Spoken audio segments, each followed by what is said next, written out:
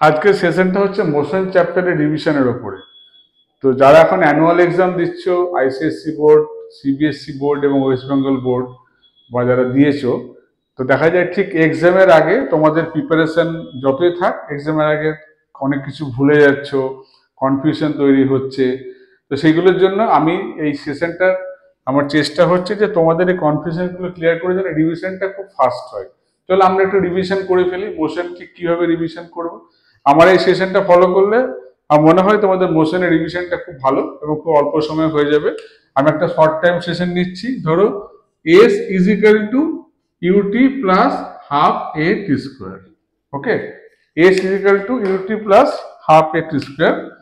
আমি আরো ব্রাইট করে আবার লেখার চেষ্টা করছি। S is equal to ut plus half a t square. তো ফার্স্ট অফ অল এখানে কোন প্যারামিটারটাকে প্রেজেন্ট করছে? এস হচ্ছে ডিসপ্লেসমেন্ট, ইউ হচ্ছে initial velocity, t time, a is acceleration. ঠিক আছে, এবার এই ইকুয়েশনটা মিন করে uniform acceleration, motion under uniform acceleration. অ্যাক্সেলারেশনটাকে এই এ। এবার ধরো অ্যাক্সেলারেশনটা নেই, তাহলে কি হবে? অ্যাক্সেলারেশন পার্টটা জিরো হবে, এ ইজ ইকুয়াল টু জিরো হবে। এ যদি জিরো হয় তাহলে ইকুয়েশনটা কেমন হবে? এরকম দেখতে হয়ে যাবে, S is equal to UT.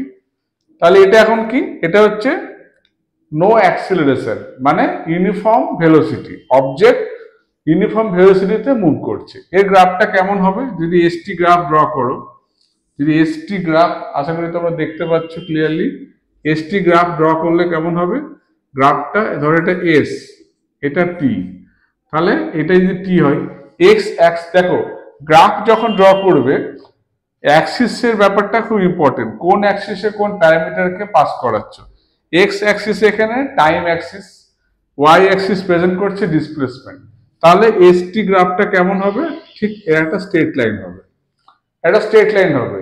এটা কি? এটা হচ্ছে presenting S is equal to UT, S is equal to UT graph, মানে object in uniform velocity. Velocity uniform মানে কি? এখানে কনফিউশন হয়, ইউনিফর্ম ভেলোসিটি মানে কি? ইউনিফর্ম ভেলোসিটি অনেকে অ্যান্সার দিচ্ছ velocity is not getting change, না ওইটা অ্যান্সার হবে না। ভেলোসিটি মানে displacement by time. So uniform velocity মানে হচ্ছে equal interval of displacement in equal interval of time. তার মানে তোমার এভরি 1 মিনিটে অবজেক্ট সাপোজ 1 কিলোমিটার মুভ করছে, এভরি 1 মিনিটে অবজেক্ট 100 মিটার মুভ করছে, তাহলে নেক্সট 1 মিনিটেও অবজেক্ট 100 মিটারই মুভ করবে। তার মানে change in displacement and with respect to change in time, এই রেশিওটা কনস্ট্যান্ট থাকবে ফর ইউনিফর্ম ভেলোসিটি। তার মানে ইউনিফর্ম ভেলোসিটি মানে কি লিখবে তুমি? ইউ বা ভি যাই লেখো, s two minus s one by t two minus t one. এই ডিসপ্লেসমেন্টের চেঞ্জ সময়ের চেঞ্জের সাপেক্ষে এই এই রেশিওটা কনস্ট্যান্ট হবে, তখন আমি বলবো ইউনিফর্ম ভেলোসিটি। তাহলে এখান থেকে ডেফিনেশন বানাতে পারবে। দেখো during the revision mathematical relation গুলো বারবার লিখবে এবং সেগুলো রিক্যাপ করার চেষ্টা করবে। ইউনিফর্ম ভেলোসিটি তুমি ম্যাথামেটিক্যাল রিলেশনটা লিখে ফেললে, v is equal to s2 minus s1 by t2 minus t1। এবার তুমি এটা থেকে লিটারেচার বানাও। কি বানাবে? ল্যাঙ্গুয়েজটা রেডি করো যে object is travelling equal interval of displacement in equal interval of time. তার মানে ধরো তোমার কাছে your time is 10 am, in 10 every 10 minutes object is covering 10 kilometre. তাহলে 10 এ যদি 10 কিলোমিটার কভার করে, 10-20 তে কি হবে? অ্যানাদার 10 মিনিটসে আবার 10 কিলোমিটার কভার করছে। তো object is covering equal distance in equal interval of time, তাহলে রেশিওটা কনস্ট্যান্ট থাকছে। এইটাই হচ্ছে ইউনিফর্ম ভেলোসিটির অ্যাকচুয়াল ডেফিনেশন। তো তোমাকে রিভিশনের সময় এইভাবে পড়তে হবে। রিভিশনের সময় কি, ফার্স্ট তুমি গ্রাফগুলো আগে ইকুয়েশন ড্র করো, তারপরে ম্যাথমেটিক্যাল ফর্মুলাগুলো লেখো, না দেখে লেখার চেষ্টা করো, তারপরে গ্রাফটা ড্র করো। দেন তোমার এক্সাম হলের এক্সাক্ট ওয়ার্ড গুলো আসবে, নাহলে তোমার ভুল হবে।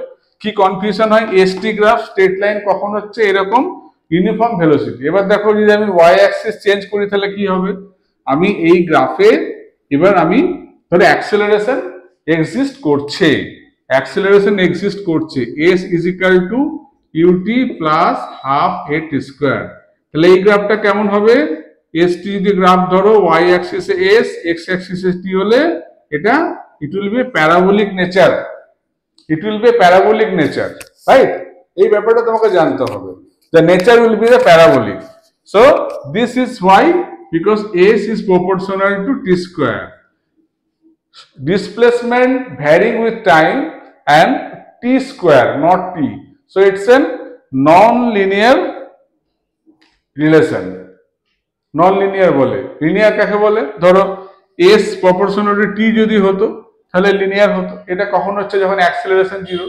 এই দেখো t square কেন এসছে? acceleration exist করছে বলে। যদি acceleration exist না করতো তাহলে t square vanish, তাহলে st হতো কি? direct relation, linear relation, তখন স্ট্রেট লাইন হতো। যখন এস টি স্কোয়ারের সঙ্গে ভ্যারি করছে, গ্রাফটা দেখো কার্ভ হয়ে গেছে, এটাকে বলে নন লিনিয়ার। এইটা রিভিশনের সময় এইভাবে রিভিশন করো, তাহলে দেখো তোমাকে রিভিশনটা ভালো হবে, এক্সাম হলে আনসারও ভালো দেবে। এখন গ্রাফ দিয়ে প্রচুর কোশ্চেন দেয়, তো গ্রাফের কনসেপ্টটা তোমাকে ক্লিয়ার থাকতে হবে। তো তোমাকে একটা গ্রাফ দিল এস ভার্সেস টি স্কোয়ার, তোমার গ্রাফটা যদি এরকম হয়, এক্স অ্যাক্সিসে টি স্কোয়ার, ওয়াই অ্যাক্সিসে এস, তাহলে গ্রাফটা কেমন হবে? আবার স্ট্রেট লাইন হবে, কারণ টি না লিখে টি স্কোয়ার লিখে দিয়েছো। তাহলে এটা এস এর সঙ্গে টি স্কোয়ারের রিলেশনটা হচ্ছে লিনিয়ার, কিন্তু এস টি রিলেশন বললে সেটা নন লিনিয়ার হচ্ছে। এক্স অ্যাক্সিসে টি স্কোয়ার নিচ্ছ, তাহলে এস এন্ড টি স্কোয়ারের গ্রাফটা স্ট্রেট লাইন হবে, ঠিক আছে? তো এই গ্রাফ, তাহলে কি গ্রাফ ড্র করার আগে তোমাকে রিলেশনটা বুঝতে হবে, ইকুয়েশন আর মোশনটা, আর কি বুঝতে হবে? গ্রাফে অ্যাকচুয়ালি হচ্ছেটা কি। যখন তুমি যখন বলছো একটা স্ট্রেট লাইন, একটা স্ট্রেট লাইন মানে কি? ধরো এটা টি, এটা এস, এই স্ট্রেট লাইনটা কোথা থেকে এলো? স্ট্রেট লাইন এসেছে পয়েন্টস গুলো অ্যাড করে। তোমরা যখন ক্লাস লাইনে গ্রাফ ড্র করো কি করো? ধরো এই গ্রাফটা ভ্যানিশ, তুমি পয়েন্ট পেয়েছো, একটা পয়েন্ট এখানে পেয়েছো, একটা পয়েন্ট, আর একটা পয়েন্ট তুমি গ্রাফে এখানে পেয়েছো, একটা পয়েন্ট এখানে পেয়েছো, তাহলে তখন কি করছো? এই পয়েন্ট গুলো অ্যাড করছো, তবেই তো গ্রাফটা পাচ্ছ। এই পয়েন্ট গুলো কে?